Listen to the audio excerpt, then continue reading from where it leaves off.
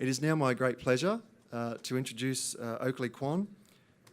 She works in legislation innovation in the Queensland Department of Health, and in fact, prior to that, worked in ACT government and drove the ACT government's innovation agenda.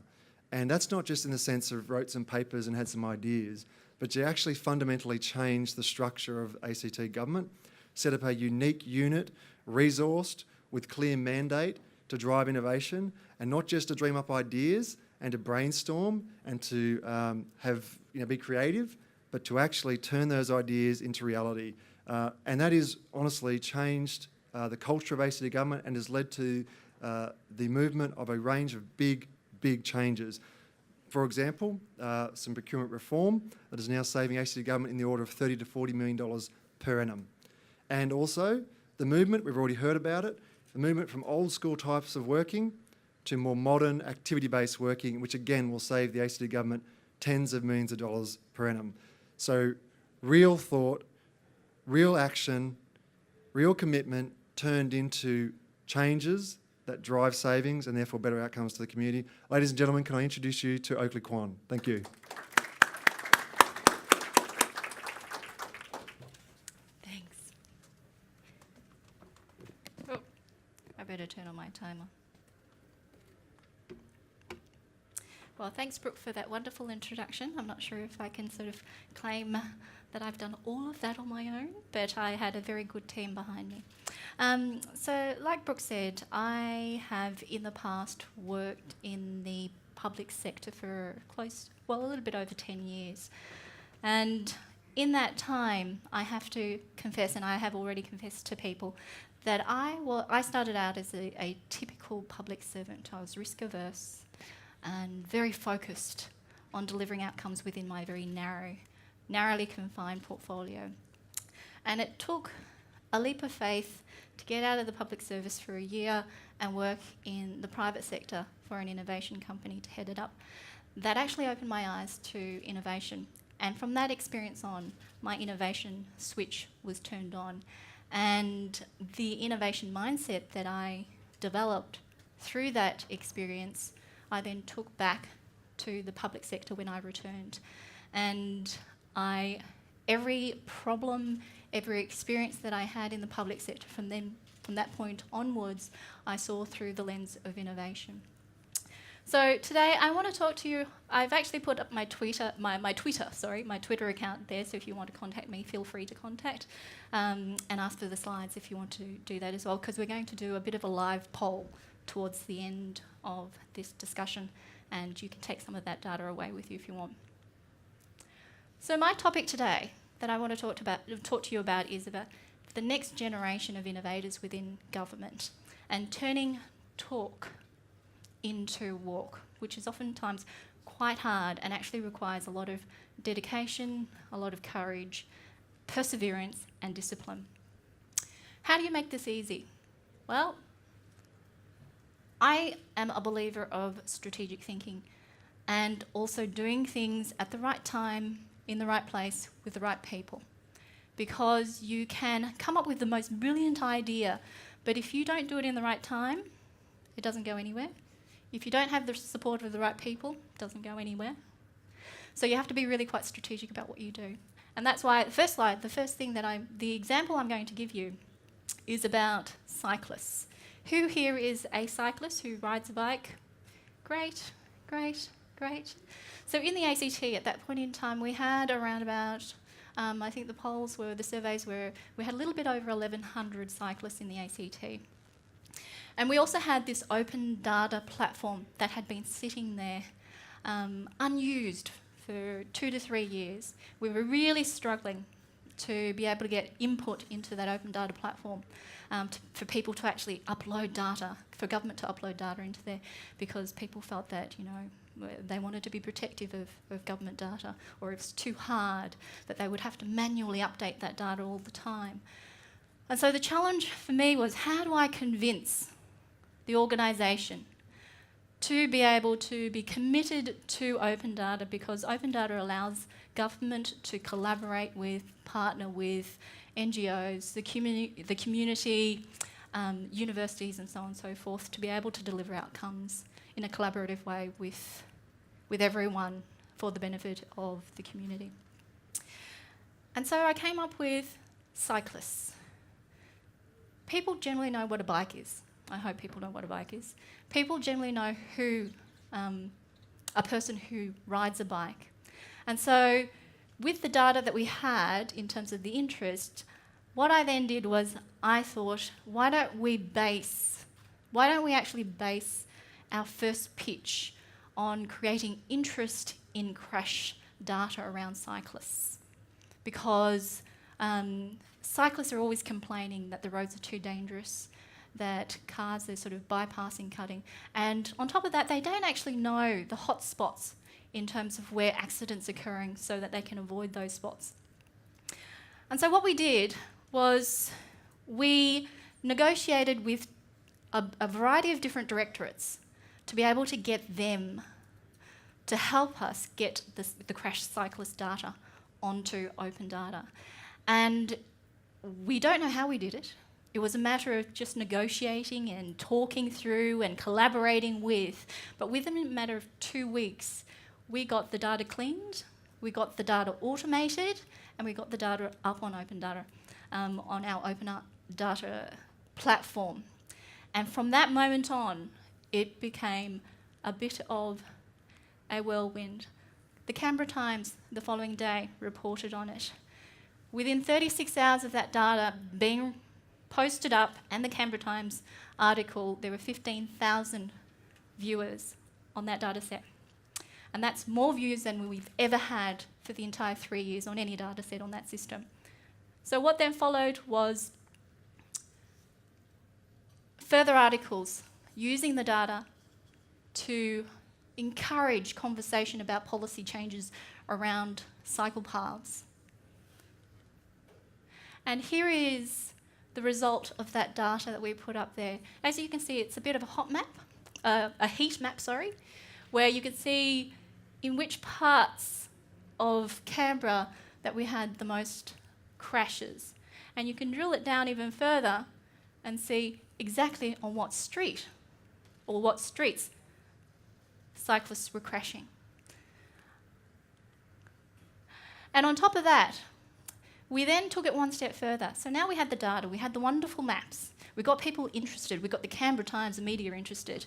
We had community members coming to us, initiating conversation with us, asking how can we get access to more data so that we can do more things with your wonderful data. So we took the next step and actually invited university students to engage in a competition with us. It was called Innovative. And we invited them to use our crash data to be able to come up with new valuable ways of using that data so that it would increase exposure to the data so that it could actually provide further value for the community. And so these are the students that actually won. The students actually came up with both an app, a prototype, a mock-up, as well as they actively went out and surveyed the cyclists within the community to get their views on what the problems were with regard to cyclists in the community. So this is an example of how one small decision about choosing a particular data set, a really simple one, that actually spoke to people and was relevant to the community, that sparked on a whole lot of changes, which I will talk about now. So, within a couple of months, there was further talk about reforms in relation to the wearing of helmets. Whether that's gone through or not, that's a different issue, but it sparked the conversation about regulatory reform. And a few months after that, further conversations about regulatory reform in that space as well. So this is an example of how by making really good decisions about what you do and what you don't do in the innovation space will allow you to will allow you to be able to get the best yield out of your investment in time and effort. So the next part of my discussion is that, I provided you with an example of turning talk into walk. All of that required a lot of courage, I have to admit. being able to get everyone in different directorates to work together to come up with the data set, I needed to take a little bit of time to step back and take a breather in terms of doing that. It was a bit scary, but we managed to do it. Going out to the community with our data required a lot of courage as well, because that wasn't something usual. And then on top of that, getting university students to come on board and create solutions with that data was yet another courageous step. So there's a lot of courage that is required. Now, moving on in terms of, because the focus of my discussion is creating the next generation of government innovators, I want to talk about the internal capability barriers to creating a public service or a government that can innovate. And this is where I'm going to start doing a live poll. Can I get a hand, first of all, of who is a public servant here, whether it be council or state government or federal government? So we've got a good number. Good. So at least the data is going to be indicative. Great, that's okay. The exercise I'm about to do is totally anonymous, so you won't be identified in any way, form or shape. Some of the people have already started the poll, and for those who have started it, you won't be able to answer the same question again, but there will be new questions for you to answer. So for those who haven't started the poll, you'll be able to answer the question. So the value of this data is that it identifies the potential barriers that you have within your organisation and also with you personally that are likely to prevent you from being innovative. So if you pull out your app, and because we're restricted on time, one sec.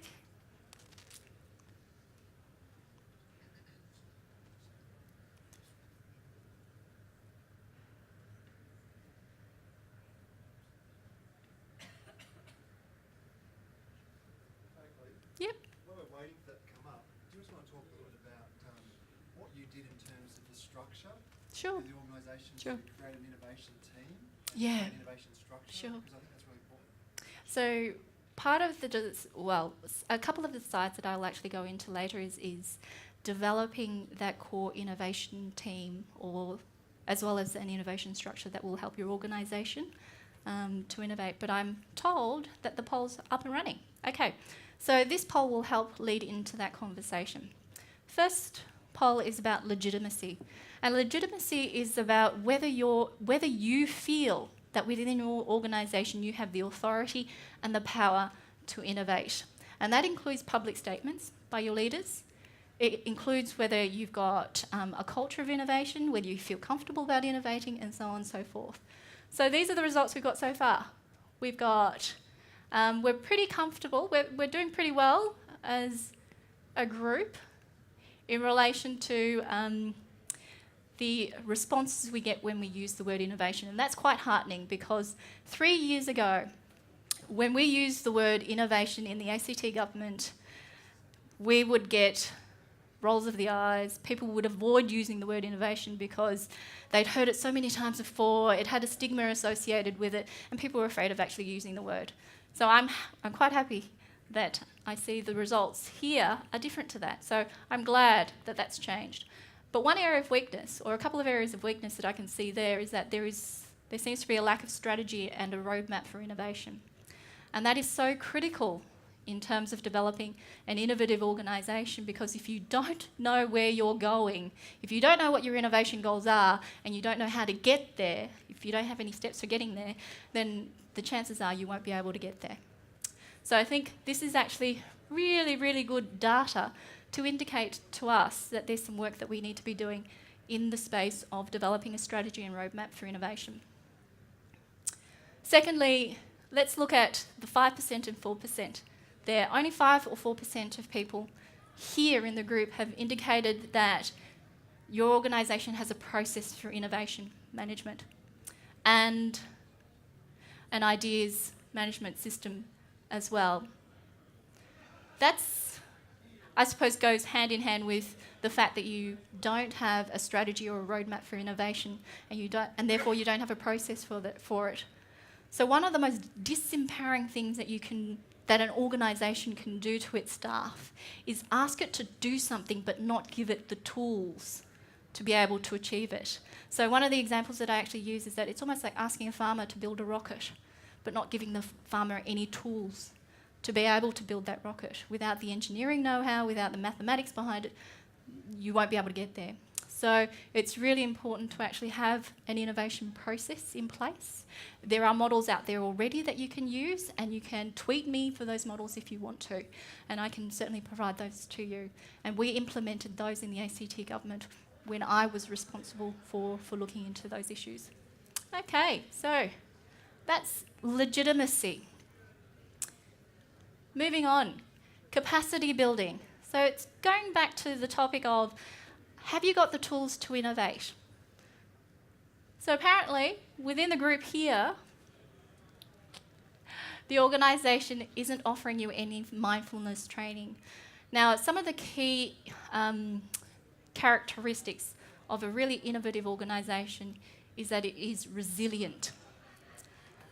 And who here knows about the connection between resilience and mindfulness? Some? Great. So there's growing research that indicates that mindfulness training, which is described as meditation or being still in the moment, allows for more creativity within the organisation, within the person, and also allows you to be more resilient as well. Innovation most of the time requires you to be quite brave, break rules, be told that you can't do this, be knocked back. And so every time you're knocked back, you need to have the internal resilience to be able to bounce back. And so mindfulness training is actually really quite important. And if your organisation is not providing that to you, then you're not fully equipped to be able to innovate within the organisation. So moving on. Oh, good. The numbers are changing. But mindfulness is still on the low end. So I'm glad to see that there's a bit of a budget for innovation. One of the barriers to innovation within an organisation is there's no willingness to actually commit money into it. You don't need a lot, because a lot of money actually distracts away from innovation. It doesn't create that internal motivation, but you need at least a little bit to encourage people to seed their ideas. Moving on to collaboration. Who believes that collaboration is really important in innovation? Woohoo! I'm glad. Who thinks their organisation does collaboration really well? Not so many hands. Okay. So the results so far, I'm only going to work on the ones that are low, because they're the barriers that you'll need to work on the most. So, procurement processes. Haha, I'm not surprised. We've solved it in the ACT government, hey? Ish. So procurement, yes. How does government partner with other organisations? Through partnership agreements, through contracts agreements, that sort of stuff. And how do we engage commercial partners? We have to acquire their services through procurement processes, and sometimes that can take months, years to negotiate. And by the time that comes through, your innovation's gone. Your opportunity's gone. So we as a group, in terms of public servants, need to really work on that procurement process innovation, because we've got to make ourselves easy to work with. Otherwise, people can't work with us to innovate with us. Barrier to that, you've got to talk to the lawyers. You've got to talk to people like me, which is good, because I'm already on your side.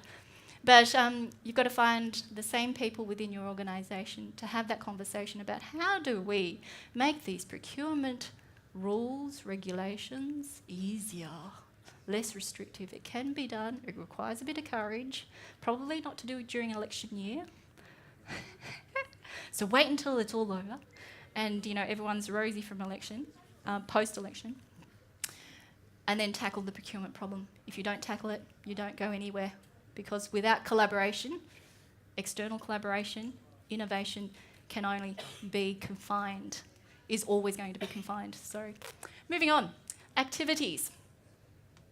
So I'll get everyone to put in your responses for whether in your organisation you do living labs or anything like that. Wow! No, okay. Not too bad, that's good. That's good. Okay. Maybe I'll talk about living labs, the fact that not a lot of you have indicated, questions there, not a lot of you have indicated that you do living labs within your organisations. I know some of the developers or speakers before talked about that. Living labs are so important. They do it in New York, they do it in Europe, in Scandinavian countries, and the reason why it's so important is because you're actually going out there to the community to test your ideas or your solutions to see whether they're going to work or not just in here and not just on paper, but actually out in the real world. And that's where the exciting stuff happens and the real stuff and the sticky stuff happens. So living labs needs to increase in your organisation because it's a barrier that you don't know about these things or you don't do these things. And it's going to be scary as hell when you do it the first time. But once you've done it the first time and people get the gist of it or the feel for it, the bug for it, it becomes easier and easier. Okay. Next, environment. This is about changing behaviour within the organisation through the environment in which you put your staff. So let's have a look at the results. We've got, okay, I'm just waiting for things to stabilise a little bit, but it looks like not a lot of your workplaces are colourful or bright. And I'm going to pick on that point because there's research that indicates that when you are surrounded with bright colours, when you are surrounded with bright images, you're more creative. And they did some studies on this. So that's why I wear orange to an innovation conference. And I've noticed, Brooke, you're not wearing orange. What's going on? I'm very dark today. Oh, yes, you're very dark. That's right, you're facilitating. You're not innovating today. So the environment is actually super important to creating an innovative organisation. One, you either need an open space environment or an activity-based work environment. That means people are able to mingle with each other, hear conversations, make connections, make random connections. I'll tell you a story, a really interesting story. The head of Cadbury was an ex-physicist in ballistic missiles. She took that knowledge into Cadbury and came up with some awesome chocolate that blew up. So that is random collisions of content coming together to come up with something really new and really cool and really tasty. What is it? I don't remember the name, but it's Cadbury. I know that. Marvelous creation. Marvelous Creations. There you go. There you go. Thank you, Ricardo. So we've talked about open spaces and natural collision. You can't have natural collision if you're sitting in cubicles. So go back and think about your work environment, whether it allows for those things to occur. And make sure that your environment, not make sure, but if you want to have an innovative culture, be a little bit colourful, be a little bit playful, be a little bit bright or crazy, because that actually works at a neural level to help you become more creative. Okay, next, resilience. We've talked about resilience, but I've seen it go bad many times in the innovation space. Where you don't have resilience, people get sick, physically sick. People lose motivation, they get depressed, they have anxiety, they give up, so on and so forth. So resilience is actually really, really important. So the polls are coming back, saying that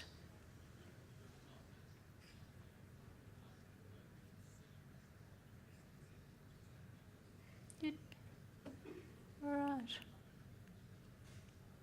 So I'm going to focus on you are stressed often. It's good that not a lot of you are stressed, which is really good. And on top of the mindfulness techniques that you should Google and learn how to do, make sure to keep yourself as stress-free as often as you can. The reason for that is that when you're stressed, you go into your reptilian brain, your fight, flight, freeze mode, and when you're there, you're not creative, you're not collaborative, you're just in survival instinct. You need to be operating in the executive brain space and also the creative brain space here.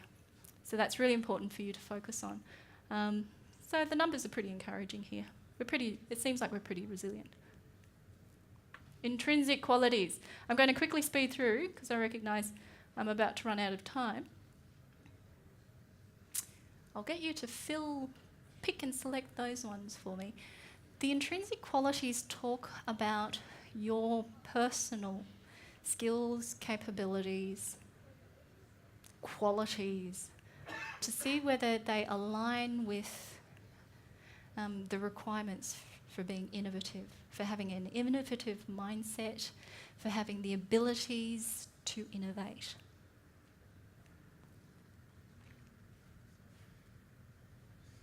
Okay. So I'm going to touch again on some of the weaker points, because we are talking about overcoming barriers. Agile lean methodology. It seems that not a lot of you, or not a lot of people within the group, know what or how to do agile lean methodology. It's really important. At the end of the day, if I break it down, it's this. You plan, you act, you reflect, and you change. You plan, you act, you reflect, and you change. And that's the cycle for that. And you do it quickly, and you do it often. And you never stop until you've got a product that someone will buy. And even still, when you've got a product that someone will buy, you keep going around in that circle. You plan, you act, you reflect, and you change all the time. On top of that, if I can break it down simply for you, it's about experimentation, being comfortable with experimentation, knowing that failure is part of the game, knowing that errors are part of the process. I'm not going to be worried about failing. I'm going to use every failure and learn from that and make my product, my service, whatever it is I'm doing or selling, better. And that's somewhat agile. Lean is about not relying on funds all the time, trying to do it in the most efficient ways you can. So if you can, there's material on the internet, on the interwebs, that you can find that will talk about agile and lean methodology. You don't have to go to courses, I don't think. You don't have to be masters of these things, just know the concepts. And be like kindergarten kids. Play! Get the gist of it and play. Okay, good timing. So, thank you very much for your participation on the live poll. It indicates the specific barriers to innovation for this group, and I'll send out the results for you to be able to use within your organisation in developing strategies and roadmaps and so on. I just wanted to touch on what Brooke was talking about before, about setting up a structure or about setting up a network. I will be blunt with you. The most valuable resource you have within your organisations is people, not technology. Technology is there to assist people. If you don't have the people, you don't value the people, you don't work with the people, you don't give the people the tools they need, then you can have millions of dollars of technology and it will fail. So it's really important to have a structure that is at the core and the centre, passionate people about innovation. And so our model had to have at the centre and the core a community of practice that included 70 odd people who were passionate about innovation and putting forward that agenda. And along all of that, we came up with a strategy, we came up with some legitimacy tools, making sure that the leaders within our organisation had buy-in into our innovation strategy and roadmap. So in Queensland Health, we have something called a Spark network, which I'm part of, and that is that very concept of a community of practice of change champions and innovation champions. We had the same in the ACT government. We took it to the next level. However, in the ACT government, we developed an innovation hub, a system, an ideas management tool, where it would be open to the entire public service, and they would put in ideas, not moderated at all. So it didn't have to go through approval processes for people to upload their ideas. That was the system, and it engendered trust within the organisation and freedom to identify ideas. But there's a huge amount of discipline behind that, in the sense that there is a process that you have to follow through. And if you aren't disciplined in following through that project, it becomes a mass of ideas that don't go anywhere. So a couple of the major obstacles in the public sector in innovation is implementation and diffusion. They're hugely difficult, and they require completers. They require people who can finish things, who are committed to finishing things. Your ideators are at the beginning, but you need completers to implement. And then you need really, really good negotiators and really good collaborators to then diffuse the idea to the most amount of people. Well, thank you so much. I think that's the end of my presentation. There are my details again. Feel free to tweet me. I look forward to your tweets. And if you do have any questions, feel free to message me. Thank you.